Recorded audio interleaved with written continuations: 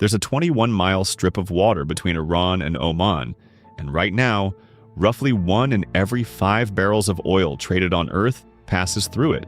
Every time a missile is fired near that gap, Brent crude spikes, energy stocks move, and your cost of living shifts before you've read a single headline. Here's exactly why this tiny choke point holds that power, and what it means for your money. The Strait of Hormuz provides the only sea passage from the Persian Gulf to the open ocean. And here's the structural trap. Oil tankers pass through in inbound and outbound shipping lanes that are just 2 miles wide each, separated by a 2-mile buffer zone. The entire energy lifeline of the global economy runs through a corridor you could drive across in under 4 minutes.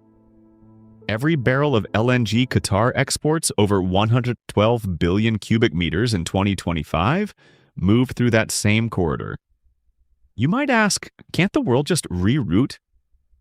The answer is almost entirely no. Geography prevents an alternative sea lane, so the only bypass options are overland pipelines. Saudi Arabia has one moving crude to the Red Sea, and the UAE has a pipeline to the Gulf of Oman, but the International Energy Agency has estimated the Saudi line can only add 3 to 5 million barrels a day, and the UAE pipeline adds just 700,000 barrels a day. Together, that combined pipeline capacity falls far short of what would be needed if Hormuz actually closed. The Suez Canal adds days and cost. The Cape of Good Hope adds weeks. There is no backup that absorbs a full shutdown, not even close. History already proved this trap is real. From May 1984 to 1988, Iran and Iraq attacked over 400 commercial vessels in the Persian Gulf during the tanker war. By the end of 1987 alone, Iraq had conducted 283 attacks on shipping, while Iran attacked 168 times. Commercial shipping through the strait dropped 25%. Crude oil prices lurched upward. Shipping insurance rates exploded. The U.S. Navy was forced to execute the largest naval convoy operation since World War II just to move oil through those 2-mile lanes. And that was before modern anti-ship technology. Since the 1980s, Iran's Revolutionary Guard has invested heavily in small submarines, mines, anti-shipping weaponry, and fast attack boats built for swarming tactics. The geography hasn't changed. The threat has only grown. That's not a history lesson, that's your risk map, and it's live right now.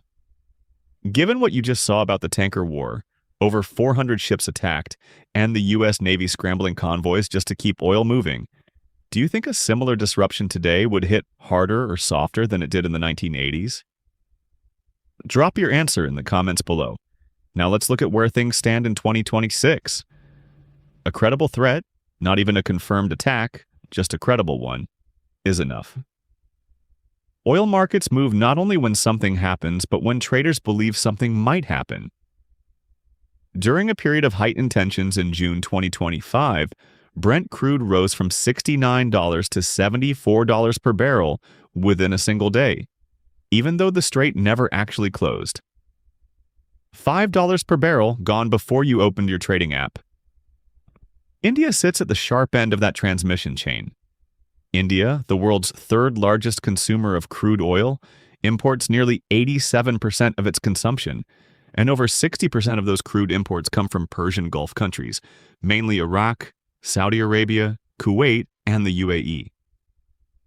Before the outbreak of the 2026 Iran war, roughly half of India's crude imports passed directly through the strait. That is not an abstract geopolitical fact. That is the feedstock cost for every Indian refinery, every airline, every logistics company, every manufacturer in your nifty holdings. When feedstock costs jump, gross refining margins compress before output prices can catch up. Airline fuel bills spike within weeks. Freight costs for every goods manufacturer rise. And because a surging crude import bill widens India's trade deficit, the rupee faces depreciation pressure simultaneously, so you're taking a currency hit on top of the commodity shock. When near-total disruption of Hormuz shipping materialized in early 2026, oil prices surged sharply. Brent recorded its highest monthly rise ever, climbing roughly 65% by the end of March. The Indian crude basket reached $113.57 per barrel by March 11, 2026, a sharp jump from the $62 to $70 range it had held for most of the prior fiscal year. By the time that headline reached you, the move had already happened. The only defense is understanding the geography and the history before the alert drops, which, right now, you do. Subscribe for more breakdowns like this and watch the next video on screen now.